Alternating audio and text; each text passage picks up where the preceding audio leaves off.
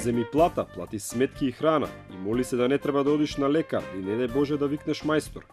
Ваков е животот на голем дел од граѓаните во земјава, заглавен помеѓу чеканот на политичките ветувања и меѓу наковалната на суровата економска реалност. Како што нема изгледи наскоро да заврши политичката криза, така со сигурност може да се каже дека нема да заврши ниту економската агонија за огромен дел од граѓаните. Без малку половина од жителите во земјава ги трошат месечните приходи само за храна и сметки. 1/3 немаат доволно пари ниту за овие трошоци. Од Институтот за економски истражувања Finance Think утврдиле дека граѓаните во земјава водат крпен живот. Може да си дозволат само нужни трошоци, а најмалку да одат во ресторан да изгледаат некој филм или театарска представа. Такви работи ретко кој може да си дозволи, мислам, од мој профил. Секако да, платите се ниски, стандардите ни се високи, поготоа со деца, меѓутоа нели секој ако сака да го посети театрот ќе издвои средства, верувам, како за игротека и ред други работи. Зашто главно ви одат пари? Пензионер сум, па за храна, лекови, сметки.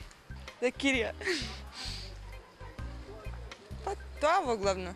Нема многу средства за самите себе, за хоби. 2/3 од анкетираните граѓани рекле дека немаат доволно пари да одат во кино или во театар. Исто толкова е бројката на оние кои што немаат доволно средства за да одат на годишен одмор. За овие граѓани, ваквите трошоци се вистински луксус, бидејќи едва врзуваат крај со крај. За граѓаните луксус се и возилата, облеката и обувките, а дури 34% од анкетираните рекле дека немаат пари за ништо. Нивниот живот е вистинска уметност на преживувањето.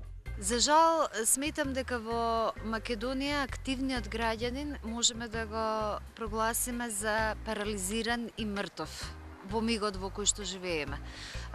Живееме во доба на тортура, на терор, на секојдневната политичка, економска, социјална тортура. Тоа не обесчовечува, тоа создава една избезуменост која се раѓа буквално, ми се чини, од вакуумот на преживувањето. Ние овдека не живееме, туку преживуваме. Гешовска вели дека ваквата состојба ги прави граѓаните се чувствуваат немокри. Сите сме во напрегнатост, во страв, во обезмоќеност, заради таа економска состојба, заради таа неизвестност, и сето тоа не прави дезориентирани, па дури и насилни. Политиката и економијата по се изгледа имаат силно влијание и врз психичкото здравје на граѓаните. За 40% е зголемен бројот на болнички лекувани депресивни лица, а многумина се срамат да побараат и помош. За влијанието на тешката економска и политичка состојба врз менталното здравје се согласува и професорот Чепреганов.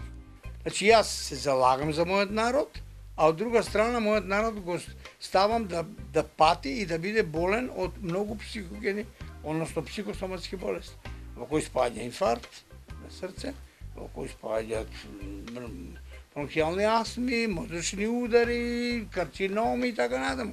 Да не травматизирам. Оти психосоматиката е опасна работа. Таа не качува температура, ама таа прави пламен у вас. Таа работи.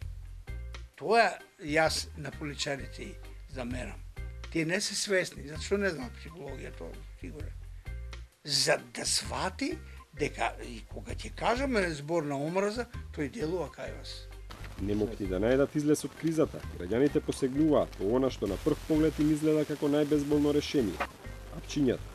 Преку 30% од жителите на мајката Земја планета земаат антидепресори. Има депресија или анксиозно. Не само Македонија.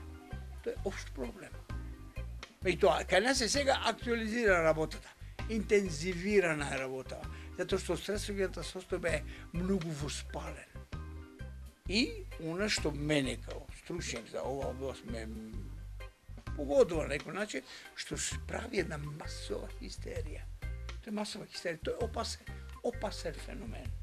Но и политичарите во земјава дадоа диагноза дека немаштијата сериозно влијае врз менталното здравје на граѓаните.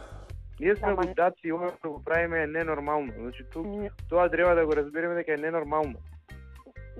идиотска е состојбава. Ние сме лудаци, ние трошиме на чоколада, а немаме леп дома. Тоа правиме ние.